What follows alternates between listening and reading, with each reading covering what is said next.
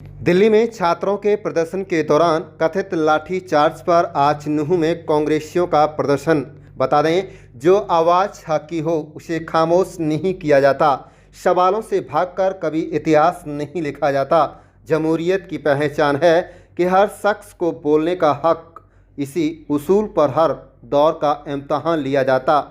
आप देख रहे हैं मेवात से लियाकत अली की रिपोर्ट। हमारे चैनल को सब्सक्राइब जरूर कर लीजिएगा। बता दें कि दिल्ली में छात्रों के प्रदर्शन के दौरान कथित लाठीचार्ज, आंसू गैस के इस्तेमाल और लोकसभा में विपक्ष नेता राहुल गांधी की गिरफ्तारी के विरोध में बुधवार को नूंह जिला मुख्यालय पर कांग्रेस ने प्रदर्शन किया। जिला कांग्रेस अध्यक्ष सईदा खान के नेतृत्व में कार्यकर्ताओं ने विरोध जताते हुए एसडीएम कुंवर आदित्य विक्रम को ज्ञापन सौंपा गया। प्रदर्शन में वरिष्ठ कांग्रेस नेता इब्राहिम इंजीनियर, अख्तर हुसैन सहित बड़ी संख्या में कार्यकर्ता मौजूद रहे। कांग्रेस नेताओं ने आरोप लगाया है कि छात्रों की लोकतांत्रिक आवाज़ को बलपूर्वक दबाने का प्रयास किया गया। इब्राहिम इंजीनियर ने कहा कि लगातार हो रहे पेपर लीक से युवा पहले ही परेशान हैं और अब छात्र अपनी मांगों को लेकर शांतिपूर्ण प्रदर्शन कर रहे थे तो उनके साथ कथित बल प्रयोग किया गया।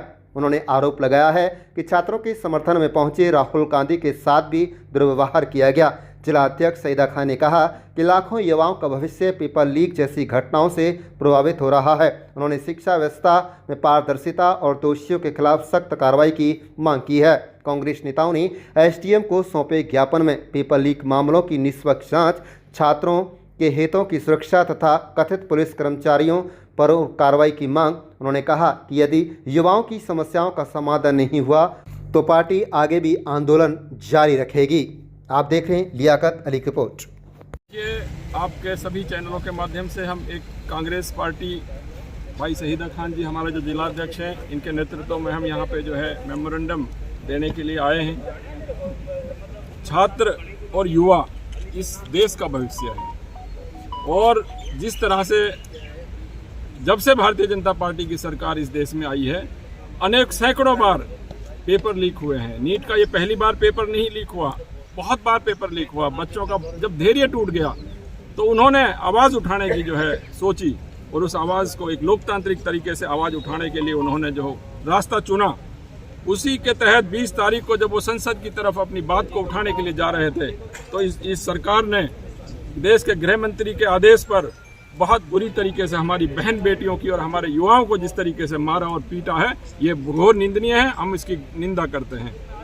उन छात्रों की आवाज़ बनने के लिए, उन छात्रों की आवाज़ को देश के सामने उठाने के लिए, जनता के सामने उठाने के लिए हमारे नेता श्री राहुल गांधी जी ने, जो हमारे विपक्ष के नेता हैं लोकसभा में, उनकी बात लोकसभा में उठाने की कोशिश की, लेकिन वहाँ भी उनकी बात को नहीं उठाने दिया। हमारे जो स्पीकर हैं उनके सामने उन्होंने जाकर ये रिक्वेस्ट करी कि हमें समय दिया जाए, लेकिन उन्होंने कहा कि मैं सरकार से इस बात के बारे में पूछूंगा। वो स्पीकर को सरकार से पूछने की क्या जरूरत है? वो अध्यक्ष हैं हमारे लोकसभा के, उनको वक्त देना चाहिए था। उसके बाद जब लोकसभा में भी आवाज़ नहीं सुनी गई तो उन्होंने लोकतांत्रिक तरीके से प्रधानमंत्री आवास पर धरना प्रदर्शन दिया और जिस ढंग से आप सभी ने देखा, जिस बेतरतीब बेनिंदनीय तरीके से, जिस घोर अपमानित तरीके से एक विपक्ष के नेता को इन्होंने उठाया और हमारे कांग्रेस के नेताओं का अपमान किया, हम उनकी निंदा करते हैं और ये अपमान बिल्कुल नहीं सहेंगे। हम युवाओं के साथ, हम छात्रों के साथ जब तक न्याय नहीं होगा, कांग्रेस पार्टी लगातार संघर्ष जारी रखेगी। जय हिंद, जय कांग्रेस, जय हरियाणा, जय मेवात। बहुत उसमें जैसे जनता पर बच्चे शांतिपूर्वक संविधान के अनुसार, कानून के अनुसार धरना दे रहे थे। शांतिपूर्ण तरीके से धरना को जिस तरह इन्होंने कुचला, गृह मंत्री मोदी के इशारे पर, प्रधानमंत्री के इशारे पर, धर्मेंद्र के इशारे पर पुलिस ने लड़कों को लहूलुहान कर दिया, बच्चियों को नहीं बख्शा। और पुलिस के साथ आरएसएस से गुंडे, जिनके हाथ में डंडे थे, सिविल ड्रेस में थे, उन्होंने जुल्म करने में कसर नहीं छोड़ी। उसके बाद जब बहुत जुल्म हो गया तो कांग्रेस पार्टी आगे आकर बच्चों के हक में, उनके हक के लिए पीएम हाउस के सामने धरना दिया। कई सौ सांसद, अखिलेश जी, राहुल जी, प्रियंका जी, और कई घंटे तक वहाँ बाकायदा धरना रहा, मांग करते रहे। और जबरन जिस तरह राहुल की बेइज्जती कर उनके नाक में चोट आई और एमपीओं को और लीडरों को जिस तरह बेइज्जती करके वहाँ चढ़ाया गया, ये घोर निंदनीय है। और जब तक बच्चों को इंसाफ नहीं मिलेगा, कांग्रेस पार्टी के निर्देश पर जिला कांग्रेस कमेटी सड़क पर उतरकर संघर्ष करती रहेगी। इसमें हमारा ये कहना है कि जो बच्चे की डिमांड थी वो ये थी कि जो बार बार पेपर लीक होते हैं, बच्चों का भविष्य अंधकार में जाता ही जाता है। लेकिन जो पेरेंट्स हैं वो भी इससे बहुत मजबूर परेशान है। उनकी आस टूट जाती है, उन्हें बड़ी उम्मीद होती है कि हमारा बच्चा डॉक्टर बनेगा, हमारा बच्चा और कहीं जाएगा, इंजीनियर बनेगा, या वो IAS या IPS बनेगा, या कोई भी मतलब किसी भी मतलब पद पर जाएगा। उन्हें बड़ी उम्मीद और भरोसा होता है, पता नहीं कैसे कैसे पैसे इकट्ठा करके बच्चा के लिए वो पैसा जुटाते हैं। और यहाँ तक कि उसकी फ़ीस देनी भी कई बार बड़े जो नरम आदमी, जो गरीब आदमी होता है, उसको बड़ी भारी पड़ती है। लेकिन पेरेंट्स जब भी उसके लिए हमेशा कोशिश करता है, चाहे वो कर्जा लेवे, ज़मीन बेचे, या अपना गहना जेवर बेचे, या किसी से अपनी ज़मीन गिरवे रखे, और जब वो उसकी आस टूट जाती है तो उसके लिए जाहिर सी बात है कि वो दुख की बात थी। तो उन्होंने एक मतलब जंतर मंतर पे, हमारा जो संविधान के मुताबिक जंतर मंतर एक अपनी मांग मांगने की जगह है, सरकार ने नियुक्त कर रखी है।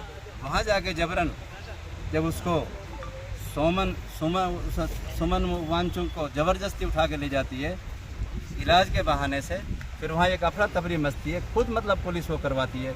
और उसके बाद में जो बच्चन के साथ बर्बरता हुई है, उसके लिए आपने देखा होगा हर उस पर वहाँ कितने चैनल थे, सब लोग थे।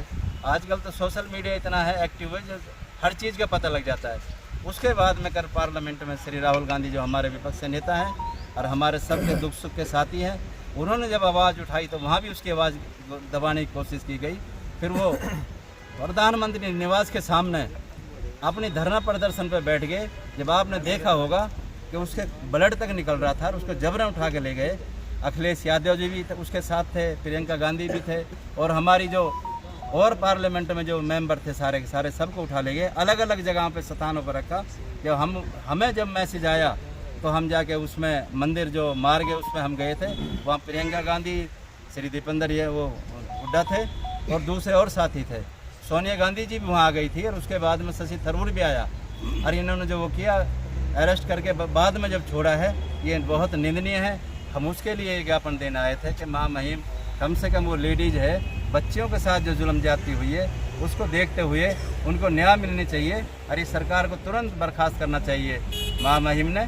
और उसके बाद में जो प्रधान जो वो अपना वो है शिक्षा मंत्री जो है धर्मेंद्र प्रधान, उसको इस्तीफा देना चाहिए। परसों एक बार आपने भी सुना होगा कि उसके इस्तीफा के लिए पूरी कोशिश थी, वो देना भी चाह रहे थे, पता नहीं इनको क्या हुआ, फिर दोबारा नहीं करा। और हम यही मांगते हैं कि हम जब तक संघर्ष करेंगे, जब तक इन बच्चों को न्याय नहीं मिलेगा। ये हमारी पार्टी का भी मसला नहीं है, ये देश के भविष्य और बच्चों का मसला है। हम पूरी तरीक़ा से मुस्तैदी से इसमें हम ये काम कर रहे हैं, और हमें उम्मीद और भरोसा कि हमारा साथी पूरा सहयोग देंगे।